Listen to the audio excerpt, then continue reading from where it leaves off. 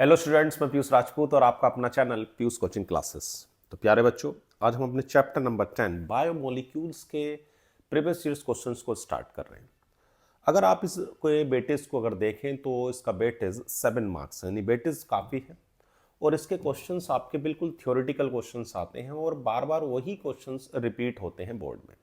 ठीक है ना बच्चों? तो शुरू करते हैं अपने क्वेश्चंस को।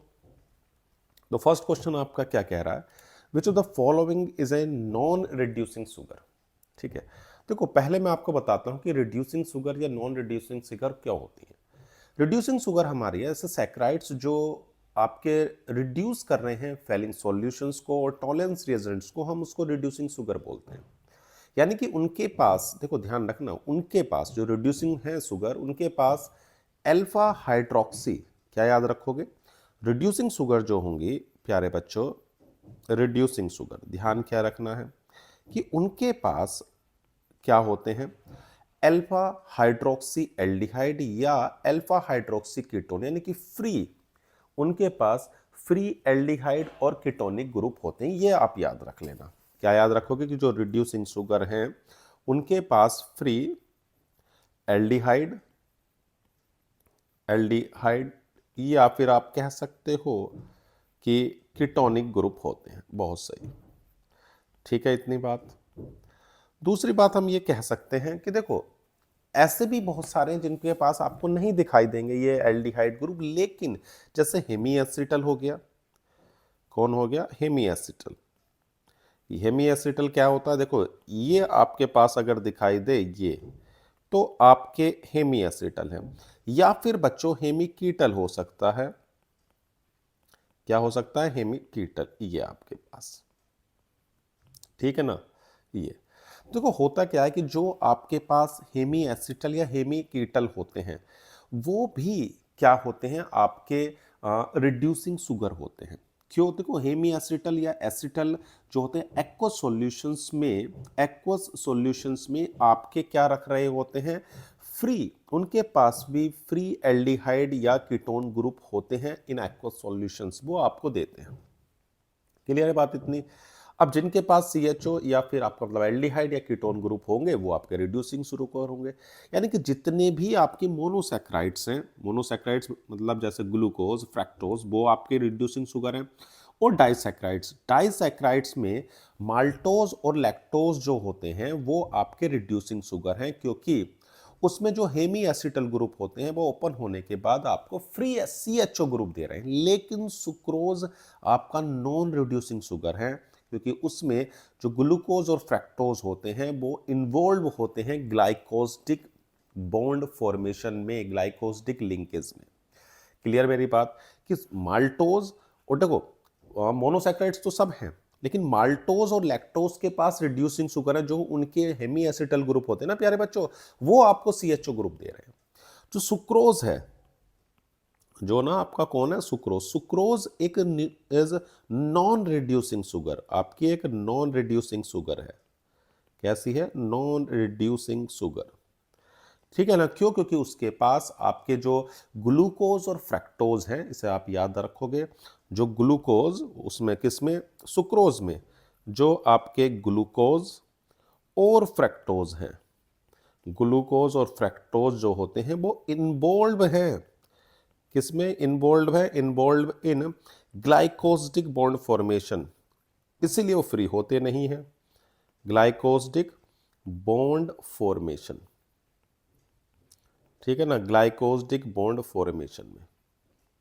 क्लियर इतनी बात, कोई दिक्कत तो नहीं है इसमें, इसमें देखो होनी भी नहीं चाहिए आपको। क्लियर है इसमें, पक्का। चलो भाई, अगला क्वेश्चन क्या कह रहा है आपका, वो देखते हैं। The glycosidic linkage involved, the glycosidic linkage involved in the linkage of glucose units in amylose and amylose part of the starch. देखो बच्चों, अमाइलोज जो होता है वो आपके जो ग्लूकोज हैं उनके C1, एक ग्लूकोज यूनिट की पहला कार्बन यानी C1 और दूसरे ग्लूकोज का कितना आपके पास C4। चलो मैं आपको दिखाता हूं कैसे। ये आपका मान लो एक ग्लूकोज यूनिट है, ठीक है ना, ये आपकी, ठीक है, इतनी बात तो चलो भाई। तो मैं आपको पहले अल्फा ग्लूकोज दिखाता हूँ, ये HOH, ये तो देखो आपको स्ट्रक्चर्स तो याद रखने ही होंगे, इसमें कोई दिक्कत नहीं है, ठीक है ना, कई बार आप यूज़ करोगे तो याद हो जाएंगे। OH, और ये आपका प्यारे बच्चों CS2OH और H, ठीक है, एक यूनिट आप और देख लो, ठीक है ना, इस तरह से। तो आपके पास ये 2 यूनिट मैंने आपको दिखाई हैं, CS2OH, H, HOH, HOH, OHH और HOH। अब देखो, जो आपके पास कार्बन है, ये आपका 1, ये 2, ये 3, ये 4, 5, 6, ऐसे 1, 2, 3, 4, 5 और 6। अब देखो होता क्या है कि ये जो आपका पहली यूनिट का कौन सा कार्बन फर्स्ट और दूसरी यूनिट का कौन सा कार्बन 4, ये दोनों यहां से एक वाटर मॉलिक्यूल निकाल देते हैं, ये वाटर मॉलिक्यूल बाहर हो जाएगा, ठीक है ना, ये वाटर मॉलिक्यूल बाहर, और एक लिंकेज के थ्रू ये जुड़ जाते हैं जिसे आप ग्लाइकोसिडिक लिंकेज बोलते हो। क्लियर है ना इतनी बात, क्या बोल रहे हो, ग्लाइकोसिडिक लिंकेज, ठीक है ना इतनी बात। तो C1 और C4 के बीच में आपको ये दिखाई देगा, कुछ ऐसा आपको दिख जाएगा, ठीक है ना, एक यूनिट आपकी ये थी और दूसरी यूनिट इसके इधर ये आपके पास है, ठीक है ना। तो दोनों की दोनों यूनिट आपके प्यारे बच्चों, ठीक है ना, दोनों यूनिट, ये आपकी यूनिट थी, ये तो ये H यहां से आपकी ये जुड़ जाएगी ग्लाइकोसिडिक लिंकेज से। कौन कौन सी जुड़ रही हैं, तो आपकी जुड़ रही हैं प्यारे बच्चों C1 और C4, C1 और C4 ये यूनिट जुड़ रही है, ठीक है ना, C1 और C4 यूनिट। तो क्लियर होगी बात की आपका जो अमाइलोज है प्यारे बच्चों, वो आपका कौन कौन सी यूनिट को जोड़ रहा है, कौन कौन सी, C1 और C4। ऐसे नहीं कि सिर्फ एक है, इधर भी आपको जो दिखाई देगा ना, इधर ये मैंने बस 2 में ही दिखाया, आप इधर देखोगे तो इधर भी जुड़ती हुई दिखेगी और इधर भी। बस आपको इतना बताना है कि जो C1 और C4 है वो आपकी एक अल्फा लिंकेज है, ये वाली, क्योंकि इसमें अल्फा ग्लूकोज दोनों C1 और C4 कार्बन के बीच में आपको ग्लाइकोसिडिक लिंकेज दिखती है। क्लियर इतनी बात, इसमें तो कोई दिक्कत वाली बात नहीं है, क्लियर है। चलो भाई अगला क्वेश्चन देखते हैं।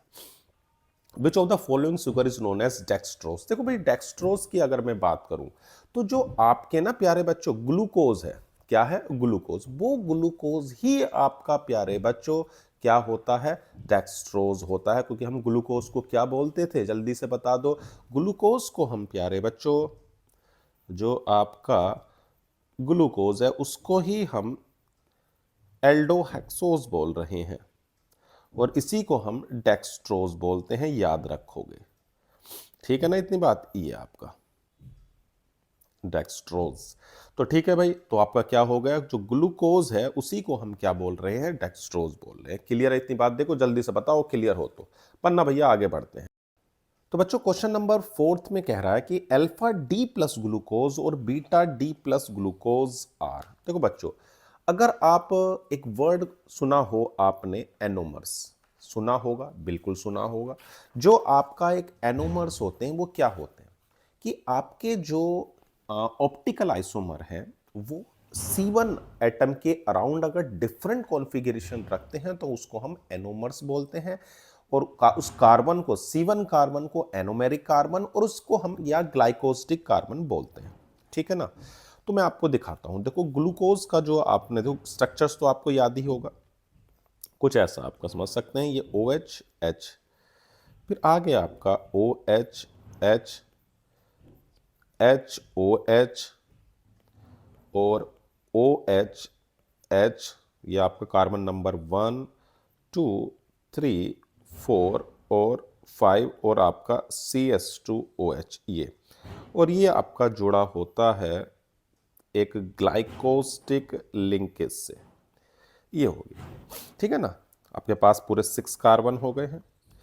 अब देखो आप ध्यान से सुनना मेरी बात को, ये जो आपको कार्बन नजर आ रहा है ना, इसके से देखो OH किधर जुड़ा हुआ, अगर ये OH प्यारे बच्चों राइट में होता है, किधर होगा, राइट में, तो हम इसको अल्फा बोलते हैं, ये अल्फा डी ग्लूकोज होगा। ठीक है इतनी बात। और अगर मैं बात करूं किसकी, ये जो OH है, इस OH को अगर मैं प्यारे बच्चों लेफ्ट में कर देता हूं, किसको कर देता हूं, इसको लेफ्ट में, लेफ्ट में करने पर आपका कॉन्फ़िगरेशन डिफर हुआ या नहीं हुआ, बिल्कुल हुआ। बस यही कॉन्फ़िगरेशन जो आपका जो डिफर हो रहा है इस कार्बन के अराउंड C1 को, इसको एनोमेरिक कार्बन बोल रहे हैं। और ये जो आपको नजर आ रहे हैं ऐसे पेयर्स, उसको हम प्यारे बच्चों क्या बोलते हैं, क्या बोलते हैं, उन्हें बोलते हैं एनोमर्स।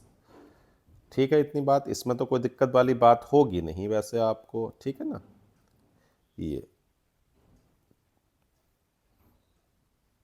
ठीक है, तो ये हो गया आपके पास। मैंने दोबारा से बता देना है आपको कि भैया जो ये पहला कार्बन है, इस कार्बन के लेफ्ट में OH है, और इसी कार्बन में आप देखोगे तो OH आपका किधर है, राइट में है। ठीक है ना इतनी बात। तो ये आपके क्या है, एनोमर्स हैं। तो देखो अल्फा डी प्लस ग्लूकोज, और दूसरे को हम बोलते हैं इस वाले को बीटा, इसको हम बोल रहे हैं बीटा डी ग्लूकोज। ठीक है इतनी बात, इसमें तो कोई दिक्कत वाली नहीं है। तो ये क्या हो गए, आपके एनोमर्स हो गए। क्लियर है इतनी बात, पक्का देख लो, अगर हो कोई दिक्कत तो बताओ, वरना भैया आगे बढ़ते हैं। ठीक है चलो भाई आगे बढ़ रहे हैं। फिफ्थ क्वेश्चन क्या कह रहा है, sucrose is a non reducing sugar. मैंने आपको बताया, हाँ बिल्कुल, जो सुक्रोज है वो एक नॉन रिड्यूसिंग शुगर है।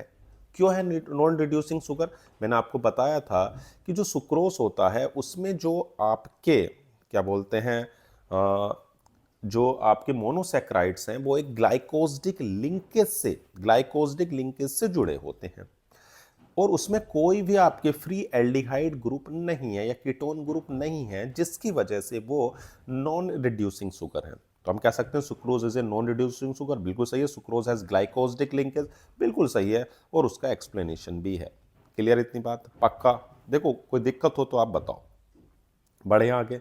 चलो भाई, कह रहा name the disaccharides which on hydrolysis give two molecule of glucose. तो देखो भाई माल्टोज जो है प्यारे बच्चों, माल्टोज वो आपका क्या करता है, हाइड्रोलिसिस पर, माल्टोज जो है उसकी अगर हम हाइड्रोलिसिस कराएं, माल्टोज की, उसकी हाइड्रोलिसिस पर हमें क्या मिलेगी, 2 यूनिट अल्फा डी ग्लूकोज मिलता है। ध्यान रखना क्या मिल रहा है, अल्फा डी ग्लूकोज।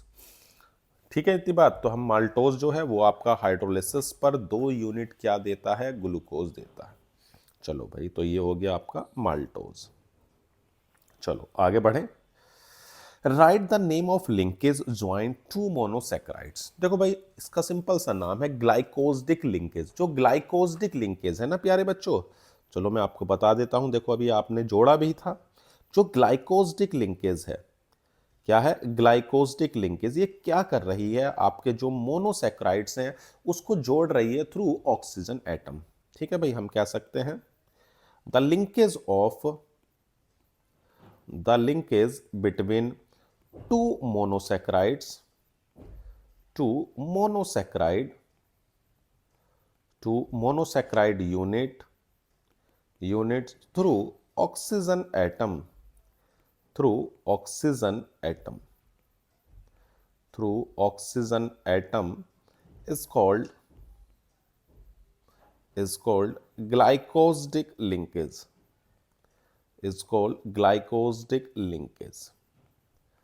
सही है इतनी बात।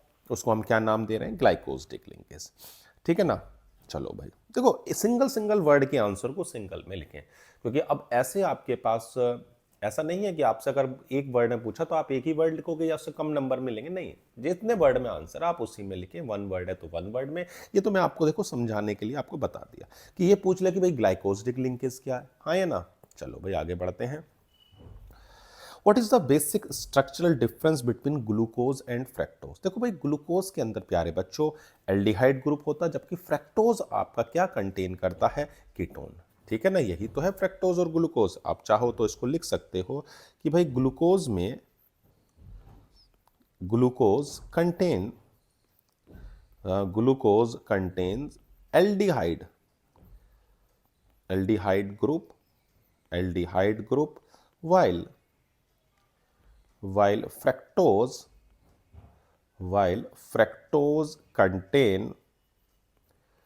fructose contains a ketonic group। ठीक, इतनी बात, इसमें कोई दिक्कत तो नहीं है कि उसमें आपका कीटोनिक ग्रुप है और उसमें आपका क्या है, एल्डिहाइड है। देखो स्ट्रक्चर भी मैं आपको दिखा देता हूँ। फ्रक्टोज का देखो आपका होता है, ये आपका कीटोन ग्रुप हो गया, CH2OH है, ठीक है, और इधर आपका HOH है, HOH है, HOH है, और ये आपका CH2OH। ये आपका 1 2 3 4 5 और 6। अब आप देखो आपको क्या नजर आ रहा है, तो सिंपल सी बात है, इसमें आपको एक कीटोन ग्रुप तो नजर आ ही रहा होगा ना, हाँ या ना? देख लो जल्दी से, अगर कोई दिक्कत हो तो बताओ, फिर हम बना के देख लेते हैं किसको, ग्लूकोज को भी बना लेते हैं, ठीक है ना। चलो भाई, उसमें एल्डिहाइड ग्रुप हो गया ये HOH, ठीक, कि OH HOH HOH और CH2OH, ठीक है ना, 1 2 3 4 5 और 6, ये आपका ग्लूकोज हो गया, ये आपका ग्लूकोज है, और प्यारे बच्चों ये आपका फ्रक्टोज है, ठीक, ये आपका क्या है, फ्रक्टोज। क्लियर है इतनी बात, इसमें कोई दिक्कत तो देखो होनी नहीं चाहिए, बहुत ही आसान है दोनों चीज। क्या याद रखोगे कि एक में आपका क्या है, फ्री एल्डिहाइड ग्रुप है, तो एक में प्यारे बच्चों कीटोन है, ठीक, बात समझ में आई? पक्का? देखो दिक्कत हो तो आप तुरंत बता दो भैया, तो वरना तो आगे बढ़ रहे हैं।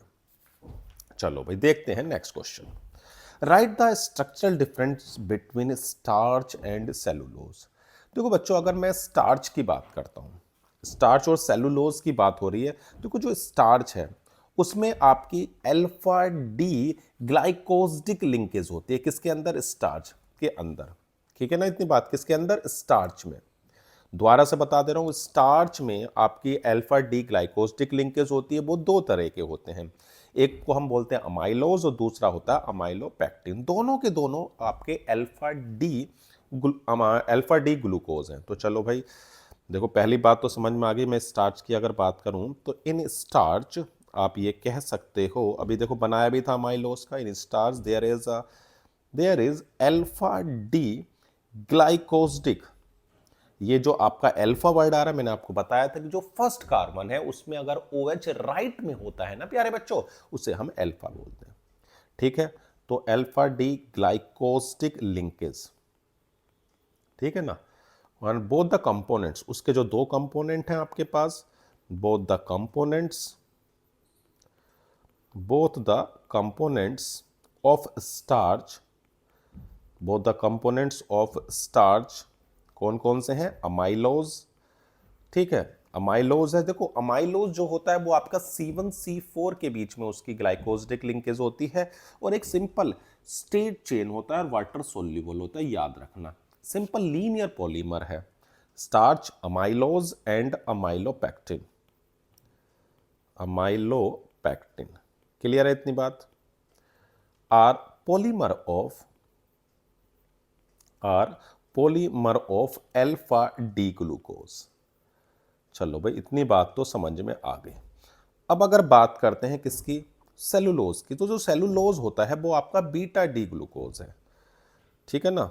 जो सेलुलोज है is a linear polymer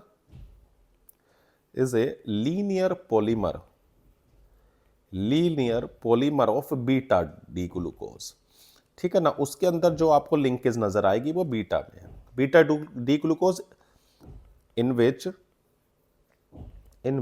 C1 of 1 glucose unit is connected to C4 of other through beta D glycosidic, ठीक है ना, बीटा डी ग्लाइकोसिडिक लिंकेज। इतनी बात समझ में आ गई? चलो भाई, उसमें बीटा डी ग्लाइकोसिडिक लिंकेज से उसमें जुड़ रहा है, उसमें ये मैं आपको देखो आपको दिखा भी देता हूं, समझा देता हूं, कोई दिक्कत वाली बात नहीं, 2 से आपको समझा जाएगा, ठीक है ना। चलो भाई, पहले एक बीटा डी ग्लूकोज बना लो आप। देखो बीटा डी की बात हो रही है, ठीक है ना, किसकी, बीटा डी की। बीटा डी में क्या होता है, जो आपका देखो ओ OH था ना, वो यहां ऊपर होगा, जबकि अल्फा में जो मैं आपको, देखो ध्यान से सुनो, अल्फा में क्या था, मैंने आपको पीछे बताया, देखो एक बार आप नीचे था नहीं था। यानी कि देखो आपने जो साइक्लिक स्ट्रक्चर बनाने सीखोगे, कैसे सीखे कि जो चीज राइट में होती है ना प्यारे बच्चों, उसे हम नीचे बनाते थे, नहीं डाउन, और जो चीज लेफ्ट में होती थी ना प्यारे बच्चों, उसे हम अप बनाते थे। हाँ या ना, क्लियर है इतनी बात। देखो भाई, ये कुछ आपको ऐसा दिखाई देगा, ठीक है ना। अब आप एक यूनिट और बना दो, ठीक, एक यूनिट और बना दो, ये बन गई आपकी एक यूनिट और, ठीक है, इसमें तो कोई दिक्कत वाली बात नहीं है। ध्यान रखना दोनों की दोनों बीटा ही होंगी, दोनों की दोनों बीटा ही होंगी। तो ये आपकी OH H H और ये भी आपकी OH और H और CH2OH। अब होगा क्या, ये जो आपको नजर आ रही ना, यहां से एक वाटर मॉलिक्यूल निकल जाएगा, वाटर मॉलिक्यूल निकलेगा और निकलने के बाद कुछ ऐसे ऑक्सीजन के थ्रू ये दोनों जुड़ जाते हैं, कुछ ऐसे आपको जुड़े हुए दिखाई देंगे। इसी को हम नाम दे रहे हैं C1C4 बीटा ग्लाइकोसिडिक लिंकेज। बात समझ में आ गई। और उसमें मैंने आपको दिखाया तो C1C4 अल्फा ग्लाइकोसिडिक लिंकेज थी, और ऐसे ही यहां पर देखो, यहां और ऐसे ही यहां पर, इस तरह से ये जुड़ते चले जाएंगे, ऐसे इधर से यहां से जुड़ जाएगी ये, और ऐसे ही आपकी ये यहां से, इस तरह से एक लीनियर आपकी पॉलीमर बन जाएगा। क्लियर है इतनी बात। इसमें कोई दिक्कत वाली बात हो तो देखो बताओ, नंबरिंग भी आप चाहो तो कर लो, नंबरिंग में भी कोई दिक्कत नहीं है। आपका 1 2 3 4 5 और 6, इसमें भी कर लो 1 2 3 4 5 और 6। तो बात क्लियर होगी दोनों में कि क्या डिफरेंस है स्टार्च और सेलुलोज में। पक्का, देखो सब कुछ क्लियर हो तभी आगे बढ़ रहे हैं, ठीक है ना। चलो भाई, right the products obtained after hydrolysis of lactose. देखो लैक्टोज की हाइड्रोलिसिस पर आपको बीटा डी ग्लूकोज और बीटा डी गैलेक्टोज मिलता है। याद रखना इसको कि अगर हमारे पास लैक्टोज है और मैं उस लैक्टोज की हाइड्रोलिसिस करा रहा हूं, तो उसकी हाइड्रोलिसिस से बीटा डी ग्लूकोज और बीटा डी गैलेक्टोज मिलता है, ठीक है ना। ओके, ये मिलता है ग्लूकोज और गैलेक्टोज। चलो भाई, इसमें तो देखो कोई दिक्कत वाली बात है नहीं, बीटा डी ग्लूकोज और बीटा डी गैलेक्टोज। चलो आगे बढ़े। याद रखना, देखो अभी तक आया माल्टोज आ गया था, माल्टोज से आपको क्या मिल रही थी, दोनों यूनिट ऑफ अल्फा की मिल रही थी, अल्फा डी ग्लूकोज। लैक्टोज आ गया, लैक्टोज से आपको दोनों यूनिट, यानी एक यूनिट आपकी बीटा डी ग्लूकोज है, दूसरी यूनिट आपकी बीटा डी गैलेक्टोज है। याद रखो चीजें। Name the carbohydrate present in liver muscles and brain. देखो भाई, जो आपका कार्बोहाइड्रेट है उस वो होता है ग्लाइकोजन।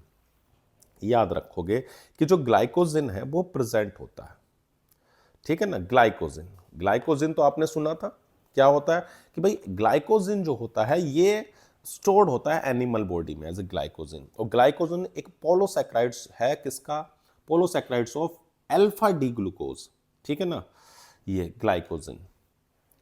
और आपका देखो ग्लाइकोजन जो होता है इट इज, इसको हम एनिमल स्टार्च भी बोलते हैं, ठीक है। और इसका स्ट्रक्चर बिल्कुल ऐसा ही होगा ना प्यारे बच्चों जैसे आपका अमाइलोपेक्टिन है। तो क्या याद रखोगे आप कि भाई आपके पास जो कार्बोहाइड्रेट है जो प्रेजेंट है उसका नाम है ग्लाइकोजन। क्या है, ग्लाइकोजन। और मैंने आपको बताया जो ग्लाइकोजन है इसे सुनते ही दिमाग में क्या है, इसको हम एनिमल स्टार्च भी बोलते हैं। याद रखना, ये क्या बोल रहे हैं इसको, एनिमल स्टार्च। एनिमल स्टार्च, उसका जो स्ट्रक्चर होता है सिमिलर, जो इसका स्ट्रक्चर है, structure is similar to, structure is similar to amylopectin है। स्ट्रक्चर कैसा है, बिल्कुल अमाइलोपेक्टिन जैसा। स्ट्रक्चर सिमिलर टू अमाइलोपेक्टिन, हाँ या ना। और अमाइलोपेक्टिन का कैसा है, आपको मैंने बताया था कि भाई अमाइलोपेक्टिन जो है वाटर इनसोल्यूबल है और इसमें ब्रांच चेन पॉलीमर होता है, ठीक है ना। इसके अंदर large number of short chain आपकी होंगी, लगभग 25 से 30 डी ग्लूकोज यूनिट्स होंगी, और आपके पास क्या नाम ब्रांच में भी इसकी कुछ यूनिट्स आपको नजर आएंगी, मतलब ऐसे भी दिखाई देगा और ब्रांच में भी दिखाई देगा। ब्रांच में ये आपको C1 C6 में जुड़ती हुई ग्लाइकोसिडिक लिंकेज है और उसमें C1 और C4, ठीक है ना। याद रखोगे बात कि ब्रांच पॉलीमर होता है। तो क्लियर है इतनी बात, इसके एनिमल स्टार्च भी बोल रहे हैं और इसका स्ट्रक्चर प्यारे बच्चों सिमिलर है, कैसा, अमाइलोपेक्टिन के जैसा। पक्का, बढ़े आगे। और ध्यान रखना ग्लाइकोजन जो होता है वो मोर हाईली ब्रांच्ड है, अमाइलोपेक्टिन से ज्यादा ब्रांच होती है इसके अंदर, इतनी बात पे ध्यान रखना। चलो भाई, और ये आपका देखो उसने बताया present in liver muscles and brain, ये भी याद रखना जो ग्लाइकोजिन होता है वो also present in yeast and fungi, इसे भी याद रखो एक चीज है, ये चीजें याद रखने की छोटे छोटे क्वेश्चन के लिए। Is also present in east, देखो ये सब पेपर में नहीं लिखनी है, बस नॉलेज के लिए मैं आपको बता रहा हूं, पेपर में तो बस आपका आंसर होगा ग्लाइकोजन, काम खत्म हो गया। क्लियर इतनी बात, पक्का। चलो भाई आगे बढ़ते हैं। What are the hydrolysis product of sucrose, देखो भाई अभी आपको बताया तो सुक्रोज की हाइड्रोलिसिस से आपको ग्लूकोज और फ्रक्टोज मिलते हैं। देखो तीसरा आ गया, अब मतलब माल्टोज भी हो गया, लैक्टोज भी हो गया, और आप किस पर आ गए, सुक्रोज, ठीक है ना। तो सुक्रोज की अगर हम सुक्रोज की क्या करा रहे हैं, हाइड्रोलिसिस करा रहे हैं, तो इसकी हाइड्रोलिसिस से प्यारे बच्चों आपको ग्लूकोज और फ्रक्टोज मिलता है, ग्लूकोज और फ्रक्टोज, ठीक है इतनी बात। चलो भाई, define the following with an example. Polysaccharides क्या है, देखो पॉलीसैकेराइड्स का मतलब क्या, सिंपल सी बात है, ऐसे कार्बोहाइड्रेट जिसके अंदर आपके बहुत सारे मतलब 10 से ज्यादा नंबर ऑफ मोनोसैकेराइड्स यूनिट्स होती हैं, उससे हम क्या बोलते हैं, मतलब ये कह सकते हो large number of monosaccharides unit जो हाइड्रोलिसिस पर देते हैं प्यारे बच्चों, उसको पोलोसैकेराइड्स बोलते हैं, सिंपल सी बात है। तो आप कह सकते हो कि carbohydrates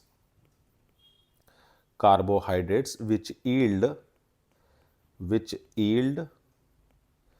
yield a large number of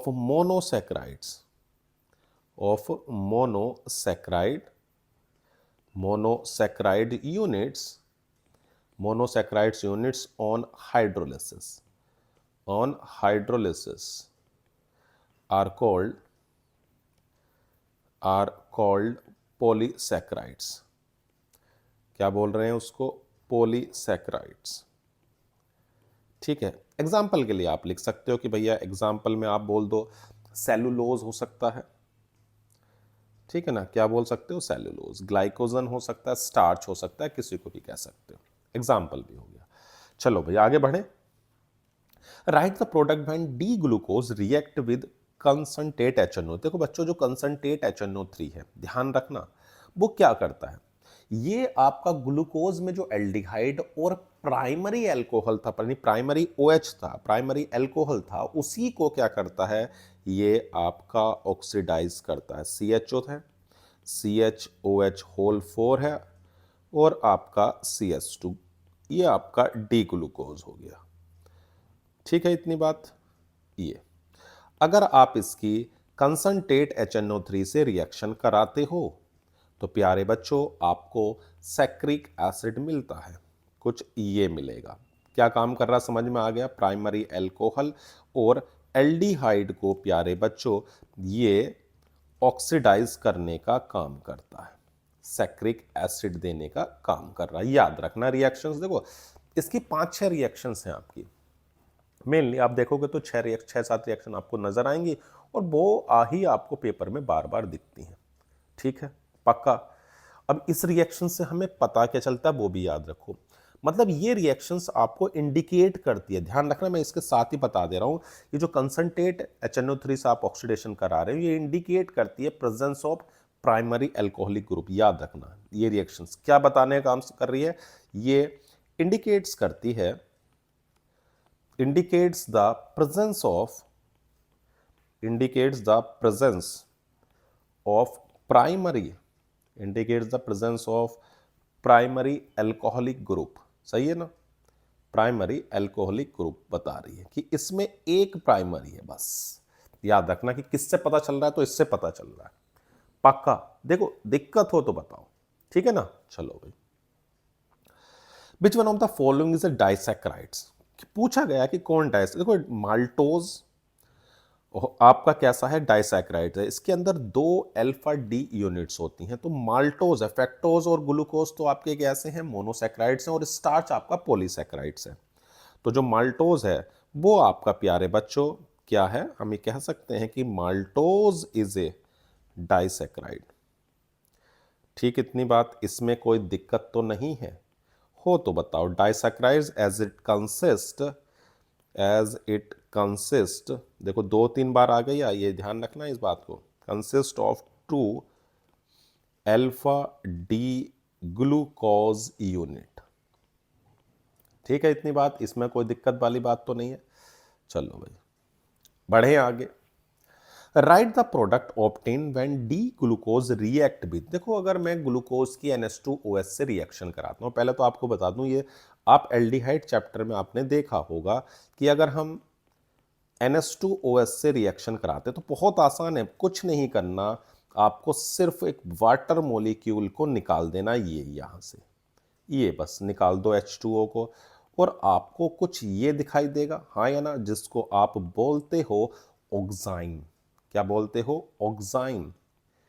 तो ये आपका ग्लूकोज ऑक्साइन देने का काम कर रहा है, ठीक है ना, क्या देने का काम कर रहा है, ग्लूकोज ऑक्साइन, यानी कि CHOCH होल 4 और CH2OH, इसकी रिएक्शन अगर मैं NH2OH से करा रहा हूं प्यारे बच्चों, तो आपको CH double bond NOH, CHOH whole 4 और CH2OH, ये आपको मिलेगा। क्या दे रहा है, ग्लूकोज ऑक्साइन, ग्लूकोज ऑक्साइन दे रहा है। चलो भाई क्लियर है इतनी बात, इसमें तो कोई दिक्कत नहीं, आगे बढ़ते हैं। Which one of the following is monosaccharides, देखो भाई मोनोसैक्राइड्स आपको पता ही है, स्टार्च कैसा है, पोली है, माल्टोज कैसा है भैया, डाई है, फ्रैक्टोज कैसा है, मोनोसैक्राइड्स है, ठीक है ना। बाकी सब आपकी, देखो ये स्टार्च और ये पोली है और ये आपका डाई है, सिर्फ फ्रैक्टोज ही आपका कैसा है, मोनोसैक्राइड्स है। अब पता कैसे चलता है, देखो जो आपके हाइड्रोलिसिस से मतलब और फर्दर सिंपलर यूनिट्स में नहीं टूटते हैं, हम उसको मोनोसैक्राइड्स बोलते थे। क्लियर है इतनी बात, इसमें तो कोई दिक्कत वाली बात नहीं है, ठीक है। जो और हाइड्रोलिसिस पर आपके सिंपलर यूनिट यानी मोनोसैक्राइड्स में नहीं जा रहे हैं, तो हम उसको क्या बोलते थे, मोनोसैक्राइड्स। चलो भाई अगले पे बढ़ते हैं। Which of the 2 components of starch is water soluble, देखो जो अमाइलोज होता है वाटर सोल्यूबल है, जबकि अमाइलोपैक्टिन इन वाटर सोल्यूबल है, ठीक है ना। लिख देते हैं, जो आपका अमाइलोज था, अमाइलोज कैसा है, इज वाटर सोल्यूबल, ठीक है ना। ध्यान रखना स्टार्च के 2 कंपोनेंट हैं, एक अमाइलोज और एक अमाइलोपैक्टिन।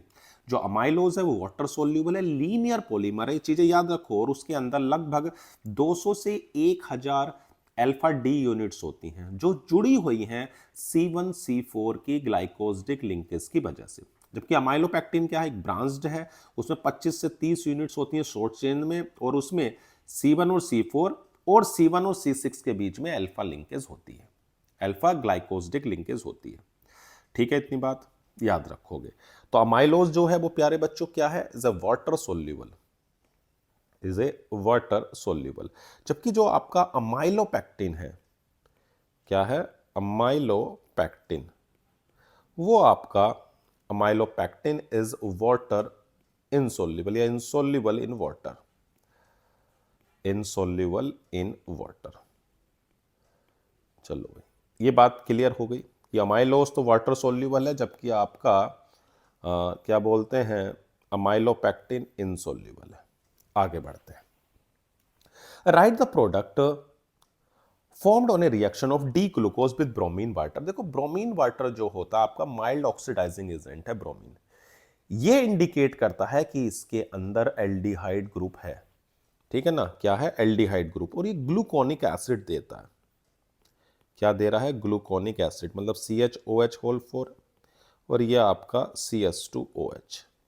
इसकी अगर आप Br2 यानी ब्रोमीन वाटर से रिएक्शन कराते हो तो ये आपका CHO को जो है ऑक्सीडाइज कर देता है, बस।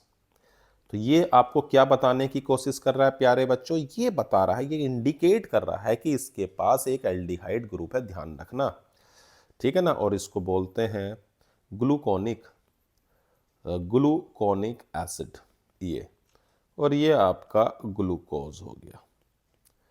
क्लियर है इतनी बात, इसमें कोई दिक्कत तो नहीं है, पक्का, बढ़े आगे, चलो भाई। Right the product formed when glucose is treated with HI। देखो भाई, HI से ध्यान रखना, ये सबसे इंपॉर्टेंट रिएक्शन है। HI आपको ये बताने की कोशिश करता है कि इसमें 6 कार्बन है जो लिंक्ड है एक स्टेट चेन में। याद रखो मेरी सारी बातें, ठीक है ना। CHO आपके पास ये हो गया CHOH होल 4 और CS2OH HI से, ठीक है। जब आप इसकी रिएक्शन कराओगे तो आपको एक सिंपल, क्या, देखो 1 2 3 4 5 6 कार्बन आपको दिखेंगे सिंपल, एन हेक्सेन। या फिर आप ऐसे भी लिख सकते हो CS3 CS2 होल 4 CS3। तो इसने क्या बताया, इसने ये इंडिकेट किया है कि भाई 6 कार्बन आपके पास है, यानी कि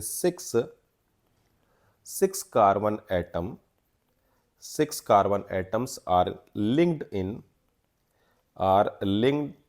इन ए स्टेट चेन। ये चीजें छोटी छोटी हैं, याद रखोगे, पूछा नहीं गया लेकिन फिर भी आपको तो सिर्फ रिएक्शन पूछी गई थी, मैं इसको बता के चल रहा हूं, ठीक है इतनी बात। चलो भाई आगे बढ़ते हैं। Define the following term anomers. देखो मैंने आपको बताया था एनोमर्स क्या है, कि एनोमर्स आपके आपके क्या थे, कि ऐसे ऑप्टिकल आइसोमर, ऐसे ऑप्टिकल आइसोमर जो डिफर होते हैं C1 एटम के अराउंड कॉन्फ़िगरेशन में, यानी such pair of optical isomer which differ in the configuration only around C1 atom are called anomers, ठीक है इतनी बात। तो कह सकते हैं the pair of stereo isomer या ऑप्टिकल आइसोमर, चलो भाई लिख देते हैं the pair of stereo, the pair of stereo isomers which differ only in the configuration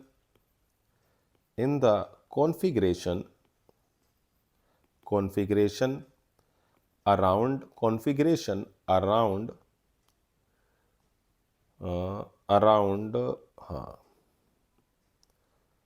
around C1 atom, ठीक है। उसको हम क्या नाम दे रहे हैं प्यारे बच्चों, उसको हम बोलते हैं एनोमरस, और उस कार्बन को बोलते हैं एनोमेरिक कार्बन या ग्लाइकोसिडिक कार्बन।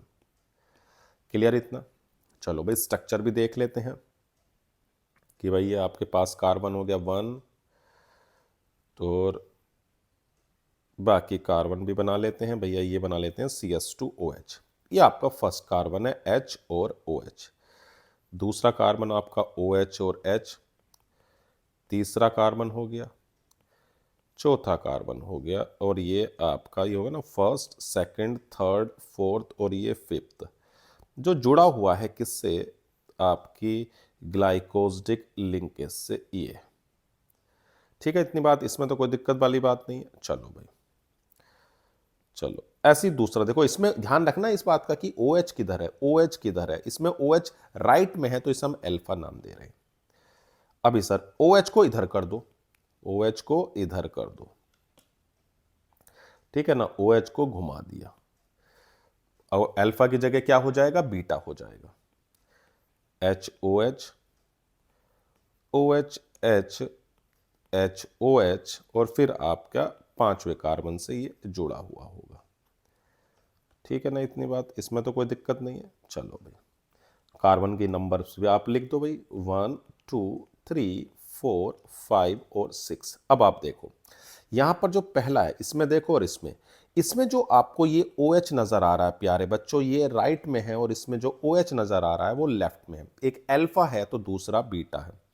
ये आपका हो गया अल्फा डी ग्लूकोज, ठीक है ना प्यारे बच्चों, और उसमें हो गया आपका बीटा डी ग्लूकोज। ये आपका हो गया, एक अल्फा है तो दूसरा बीटा है। ठीक है भाई, इसमें कोई दिक्कत नहीं एनोमर्स में, बढ़िया। चलो भाई आगे बढ़ते हैं। Define the following term invert sugar. देखो बच्चों, ये इनवर्ट शुगर क्या है, पहले आप इसे आराम से समझो। इनवर्ट शुगर का मतलब क्या है? देखो भाई, आपके पास ऐसा समझो कि जैसे मान लो हम किसी को हाइड्रोलाइज करते हैं, तो हाइड्रोलाइज करने पर उसका जो स्पेसिफिक रोटेशंस था वो रिवर्स हो जाता है, वो डेक्स्ट्रो रोटेटरी से लीबो रोटेटरी हो जाता है हाइड्रोलिसिस पर, उसको हम बोलते हैं इनवर्ट शुगर। ठीक है ना, क्लियर है बात इतनी? या कह सकते हो the equimolar mixture of glucose and fructose obtained by hydrolysis of sucrose in the presence of acid is called invert sugar. कैसे? देखो देखो भाई, आपके पास जो ग्लूकोज, सुक्रोज ले लो, चलो C12 H22 O11 है, ठीक है, हाइड्रोलिसिस करा रहे हैं किसी एसिड के प्रेजेंस में। इसका जो स्पेसिफिक रोटेशन होता है ना, इसका किसका, सुक्रोज का, वो आपका प्लस 66.5 है। ठीक है, हाइड्रोलिसिस कराई, आपको क्या मिला? एक तो ग्लूकोज मिला और दूसरा आपका फ्रैक्टोज मिला, ये मिले। ठीक है, इसका जो होता है स्पेसिफिक रोटेशन वो आपका 52.5 है, और इसका जो आपका होता है वो 92.5 है। और अगर मैं रिजल्टेंट की बात करूं, ठीक है ना, तो रिजल्टेंट जो होगा ना, रिजल्टेंट देखो, इसका जो रिजल्टेंट है वो अगर आप देखोगे तो माइनस के 39.9 है। ठीक है, तो साइन चेंज हो गया, वो पहले था प्लस 66.5 और अब हो गया 39.9, यानी डेक्स्ट्रो से लीबो में हो रहा है, यानी उल्टा हो रहा है। इसी को हम बोल रहे हैं इनवर्ट शुगर। ठीक है ना, साइन बदल रहा है, यानी कि डेक्स्ट्रो से लीबो में हो रहा है, rotation from dextro before hydrolysis to levo after hydrolysis, मतलब there is a change, there is change, there is change in sign. पहले प्लस दिख रहा है आपको, हाँ बिल्कुल, there is change in sign of nature of, there is a sign, there is in the sign, there is change in sign of rotation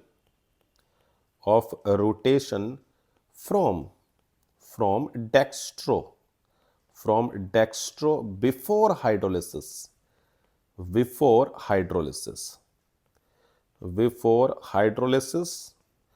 to levo after hydrolysis। ठीक है, इसको रिएक्शंस को बोलते हैं इन्वर्जन रिएक्शन। और इस mixture को जो मिक्सचर दिख रहा है ना आपके पास, जो मिक्सचर है एंड द मिक्सचर, इसको बोल रहे द रिएक्शन। याद रखोगे, इस रिएक्शन को हम क्या नाम दे रहे हैं? Reaction is called, the reaction is called inversion reaction. ठीक है, एंड द मिक्सचर, इस मिक्सचर को बोल रहे हैं, मिक्सचर मतलब ग्लूकोज और फ्रैक्टोज के, उसे नाम देते हैं इनवर्ट शुगर। ठीक है, इतनी बात तो समझ में आ गई कि हाइड्रोलिसिस से पहले आप साइन देखो और उसके बाद, इज कॉल्ड इनवर्ट शुगर। या फिर आप ऐसे भी लिख सकते हो कि एन इक्विमोलर, दोनों में से जो मन करे, an equimolar mixture of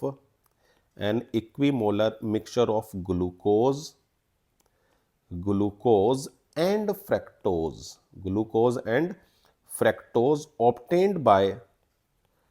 obtained by hydrolysis of sucrose in presence of an acid। ठीक है ना, एसिड लिया था अभी हमने, HCl ऑफ एन एसिड, या एंजाइम्स भी बोल सकते हो आप, कोई एंजाइम भी ले लो, आपकी इच्छा है। एंजाइम इन्वर्टेज हो सकता है, enzyme invertase is called invert sugar. दोनों में से जो आपको मन करे आप वो लिख सकते हो, दोनों ही सही है। ठीक, इतनी बात पक्का कि हाइड्रोलिसिस से पहले देखो और हाइड्रोलिसिस के बाद देखो, दोनों में आपको जो दिख रहा है वो डेक्स्ट्रो से लीवो, साइन चेंज हो रहा है स्पेसिफिक रोटेशंस का। क्लियर है इतनी बात? पक्का? चलो भाई आगे बढ़ते हैं। Give the reaction of heating glucose with hydroxylamine, presence of which group is confirmed by the reaction। देखो भाई आपका कंफर्मेशन ये बताता है कार्बोनिल ग्रुप। देखो जो आपके ऑक्साइम थे ना, मैं बताया था C डबल बॉन्ड O, अगर आप इसकी रिएक्शन NH2OH से कराते थे तो कुछ नहीं, बस वाटर मोलिक्यूल निकल रहा है। क्या निकल रहा है? वाटर यानी H2O। यहां से ये चीज बाहर है। ये आपको सिर्फ ये बताने की कोशिश करता है कि इसके पास क्या है, कार्बोनिल ग्रुप है, ये बताता है। ध्यान रखना, या तो आप NH2OH से भी रिएक्शन करा दो या फिर आप HCN से भी। ध्यान रखना, HCN भी यही बताने की कोशिश करता है कि इसमें आपका क्या है, इसमें आपका कार्बोनिल ग्रुप है। क्या है? Carbonyl group. कार्बोनिल ग्रुप ही आपको ये बताने की कोशिश कर रहा है कौन? ऑक्साइम से रिएक्शन जो बन के बन रहा है NH2OH। ठीक है इतनी बात? CH डबल बॉन्ड NOH बन रहा है और ये आपका CHOH होल 4 है और प्यारे बच्चों ये CS2OH। क्लियर इतनी बात? कोई दिक्कत तो नहीं है? पक्का? हो तो बताओ वरना तो आगे बढ़े। चलो भाई, डिफाइन द फॉलोइंग टर्म्स। देखो ओलिगोसैकेराइड्स, जो भी हाइड्रोलिसिस पर जो आपके कार्बोहाइड्रेट हैं वो अगर 2 से 10 यूनिट मोनोसैकेराइड्स देते हैं उसको हम बोलते हैं ओलिगोसैकेराइड्स। क्लियर है इतनी बात? चलो भाई लिखते हैं पहला हम कि these are the carbohydrate, these are the carbohydrates which on hydrolysis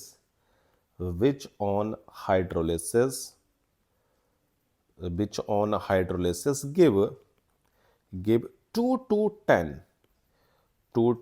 10 monosaccharides, 2 to 10 monosaccharides units. Clear इतनी बात? एग्जाम्पल में आप लिख सकते हो जैसे भैया सुक्रोज है, सुक्रोज लिख सकते हो, लैक्टोज लिख सकते हो या आप माल्टोज लिख सकते हो, आपकी इच्छा है। अब अगर बात करते हैं इनवर्ट शुगर की, जो अभी पहले भी आया है, दोबारा से बता देता हूं। An equimolar mixture, an equimolar mixture of glucose and fructose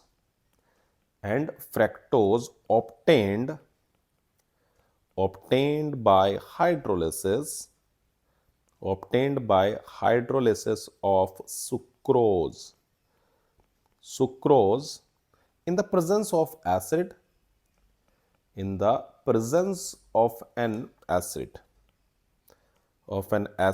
is called invert sugar।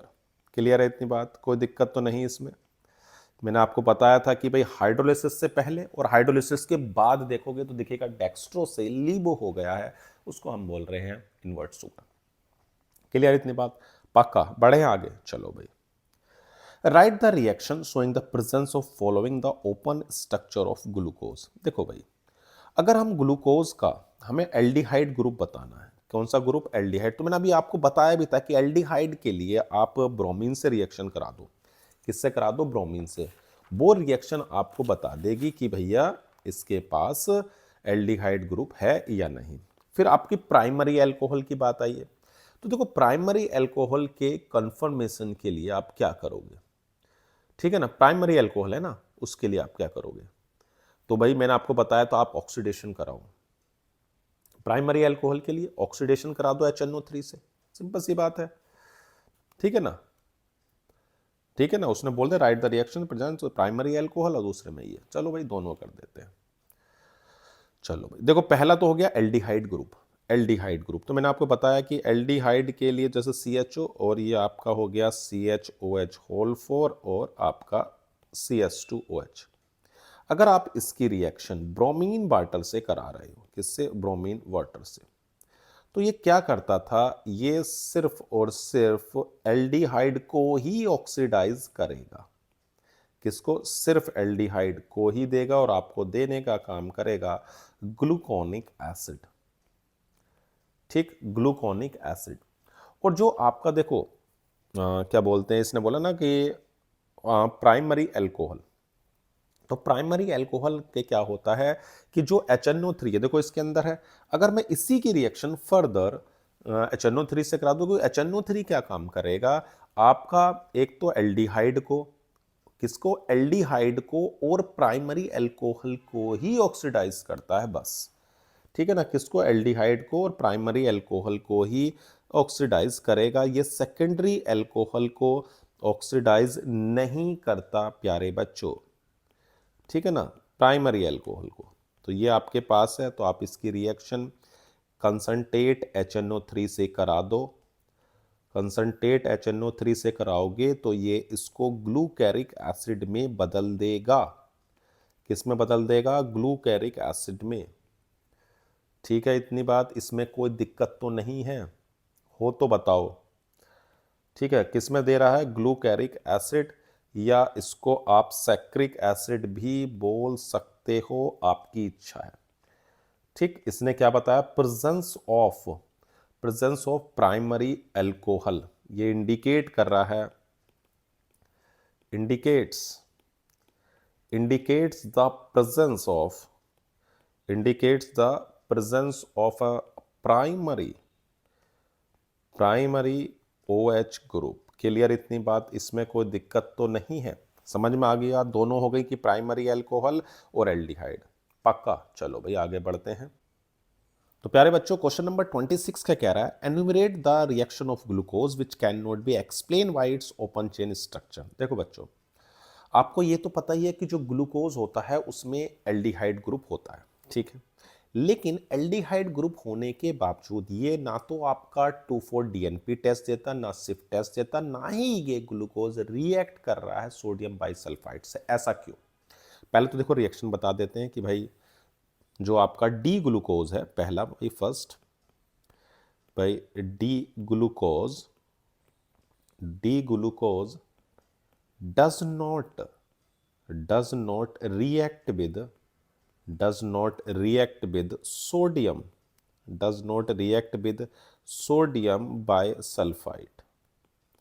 sodium bisulphide, यानी कि NaHSO3। ठीक है भाई, इससे नहीं करा, लेकिन करना चाहिए था क्योंकि इसके पास फ्री एल्डिहाइड ग्रुप था। इट डज नॉट गिव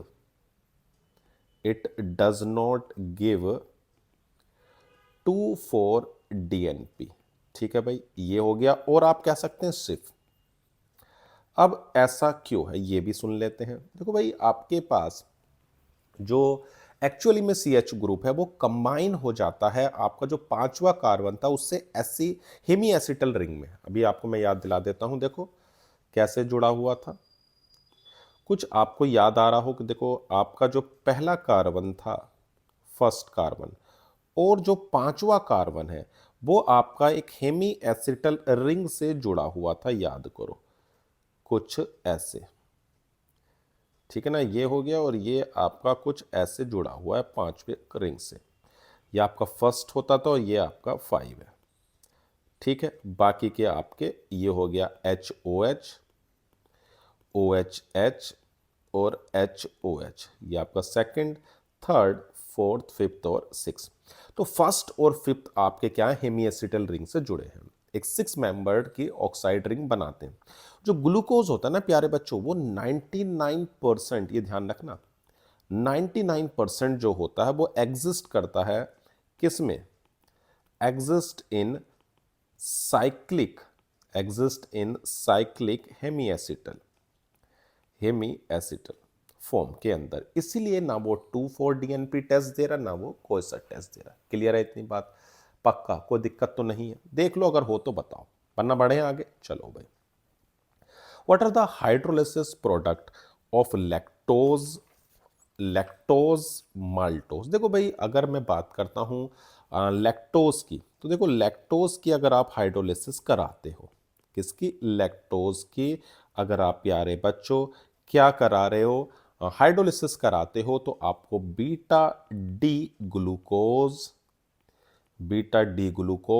और बीटा डी गैलेक्टोज मिलता है। क्लियर है इतनी बात? इसमें तो कोई दिक्कत नहीं।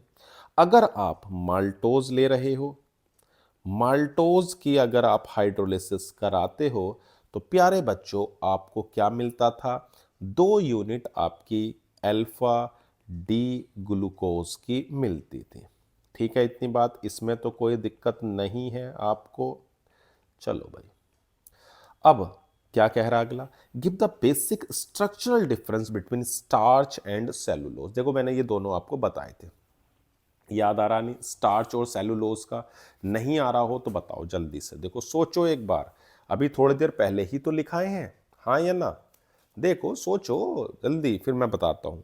आ गया ध्यान? नहीं, चलो कोई बात नहीं।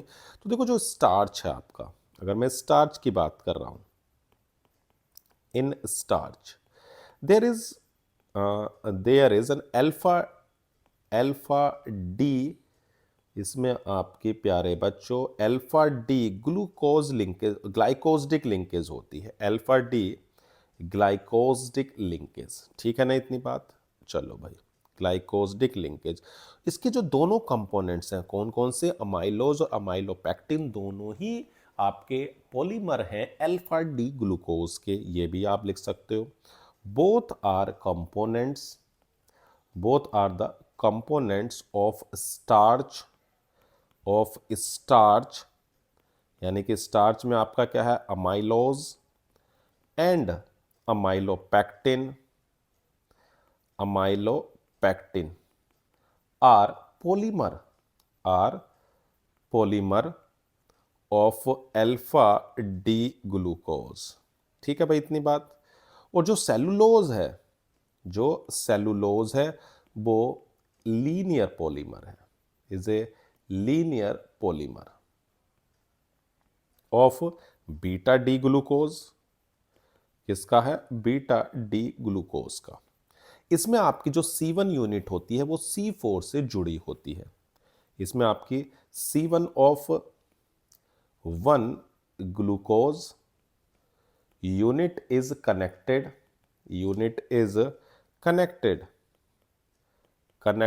to C4 of other through beta D-glycosidic linkage।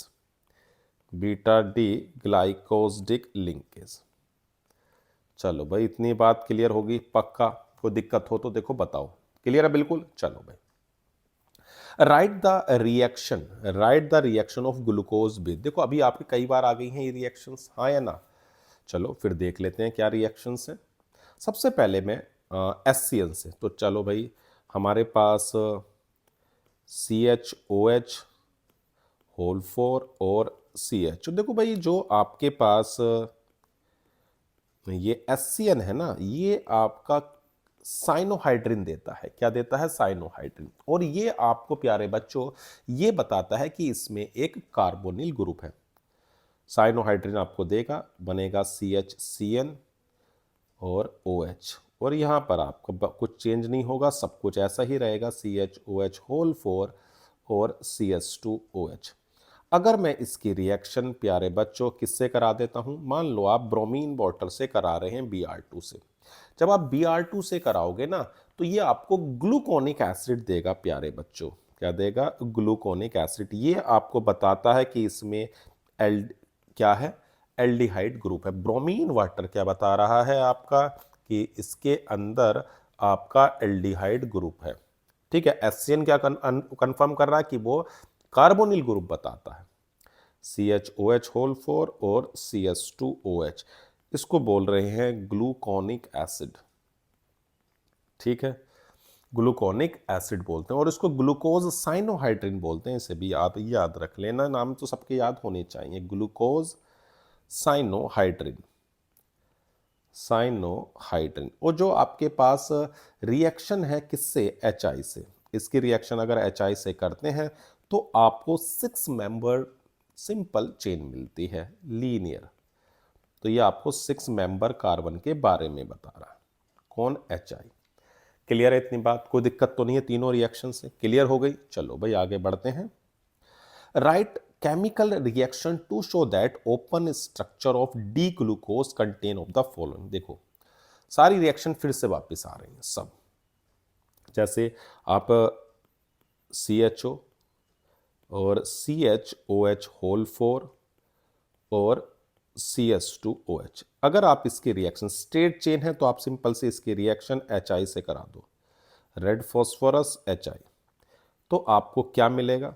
CS3, CS2 whole 4 और CS3, एन हेक्सेन मिलता है। प्यारे बच्चों, क्या मिल रहा है? N hexane. अब अगला आपके पास क्या है? अगर आप इसकी रिएक्शन किससे कराओ, देखो हमें चाहिए 5 एल्कोहलिक ग्रुप, 5 एल्कोहलिक ग्रुप, तो आप इसकी रिएक्शन एनहाइड्राइड से करा दो, उसके 5 मोल की जरूरत पड़ेगी। CS3CO होल ट्वाइस O से कराओ, ठीक है, क्या मिलेगा? देखो CHO और CHO सिर्फ एल्कोहल से ही रिएक्शन करेगा और किसी से नहीं करेगा। आपका ग्लूकोज पेंटा एसिटेट मिलता है प्यारे बच्चों, COCH3, क्या मिल रहा है? ग्लूकोज पेंटा एसिटेट। ठीक है, इतनी बात, इसमें तो कोई दिक्कत वाली बात नहीं है। अगर हम पूछ रहा है एल्डिहाइड या कार्बोनिल ग्रुप, तो ब्रोमीन से करा दो, ब्रोमीन वाटर से आप इसकी रिएक्शन करा दो, तो क्या मिलेगा आपको? COH तो है ही, CHOH होल 4 और आपका CS2OH, तो आपको ग्लूकोनिक एसिड मिल जाता है, ग्लूकोनिक एसिड। कोई दिक्कत इसमें? हो गए तीनों रिएक्शन। बढ़े आगे, चलो भाई देखते हैं अगला question. What happens when D-glucose is treated with following reagent? देखो तीनों फिर से वही रिएक्शन आ गई, आई या नहीं आई बताओ?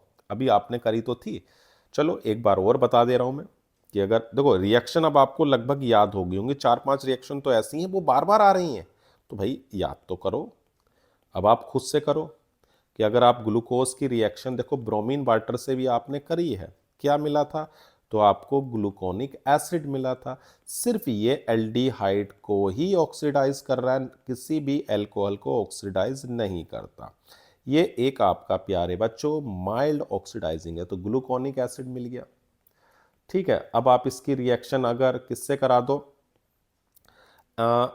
एससीएन से करा दो, तो देखो एससीएन से जब आप इसकी रिएक्शन कराओगे तो साइनोहाइड्रिन, तो सिर्फ आपका प्रेजेंस बता रहा है कि ये कार्बोनिल ग्रुप है, ठीक है ना? किसकी बताता है? कार्बोनिल ग्रुप की रिएक्शंस है, ये आपको बताता है कौन? SCN.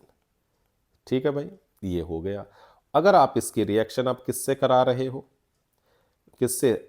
CH3CO whole twice O, मतलब एनहाइड्राइड से, तो ये आपको बताता है कि इसमें 5, इसके अंदर कितने? 5 क्या है? OH ग्रुप है, तो CHO COCH3 होल 4, ठीक है, और नीचे आपका हो जाएगा CS2OCOCH3। पहले भी आई थी आपके पास, देखो ये फिर से आ गई। चलो भाई, ये रिएक्शन देखो 3-4 रिएक्शन तो ऐसी हैं वो रिएक्शन बार बार आपको देखने को मिलेंगी, पक्का। चलो भाई आगे बढ़ते हैं। Define the following terms. देखो भाई ग्लाइकोसिडिक लिंकेज, मैंने आपको बताया भी था ये चीज कि क्या है, कि ग्लाइकोसिडिक लिंकेज वो है जो आपकी मोनोसैकेराइड्स को जोड़ रही है। आप कह सकते हैं simple, the linkage between two monosaccharides, to monosaccharide units through oxygen atom. Clear है इतनी बात? जो आपके दो मोनोसैकेराइड्स को जोड़ने का काम कर रही है उसको हम बोल रहे हैं क्या? क्या बोल रहे हैं? Glycosidic linkage. देखो एक बात बताओ, क्या क्वेश्चन याद हो पा रहे हैं नहीं? देखो आपको अगर बार बार देखोगे ना तो वही क्वेश्चन आने लग रहे हैं, कुछ तो आपको हल्की सी मेहनत करनी पड़ेगी, फिर आपको देखो वही आ जाएगा। जैसे आप देखो इन्वर्ट शुगर आ गया, अभी आप 2 बार लिख चुके हो, तीसरी बार आया तो याद आ गया होगा दिमाग में तुरंत इन्वर्ट शुगर, या नहीं आया?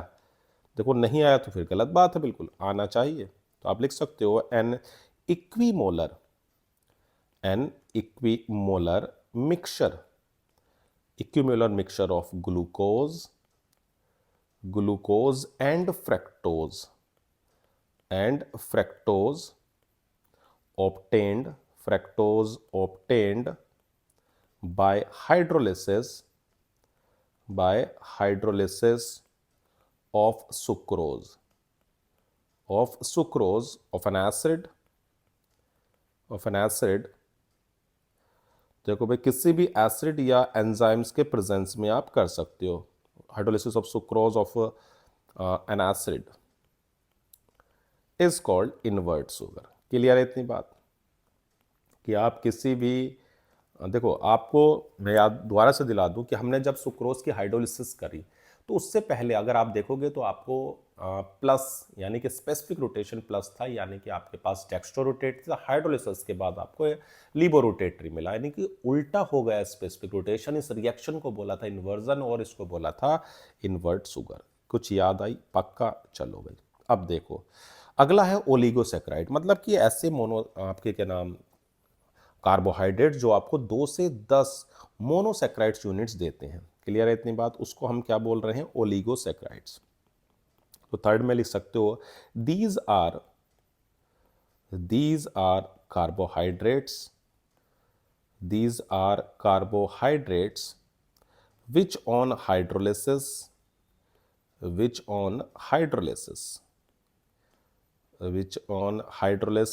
give 2